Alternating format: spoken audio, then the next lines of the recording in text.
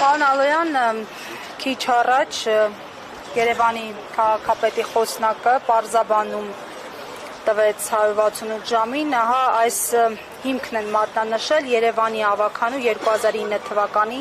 նոյեմբերի 18-ի համար 37 որոշումը, որի հիման վրա եկել են ապամոնտաժման, դուք ես որոշման եք անդրադարձել քիչ առաջ ձեր։ Այո, մի քանի րոպե առաջ հենց դրա մասն է խոսում, որ 37-ն որոշման են հավում անելու, առանց կոնկրետ նշել, թե ոչ կոնկրետ կետի հիման վրա, այդտեղ վերջում իրար մեջ քննարկում են լավ ինչ կետ կարող ենք նշել 33-ին, 32-ին ասեցի քննարկումներ գնում,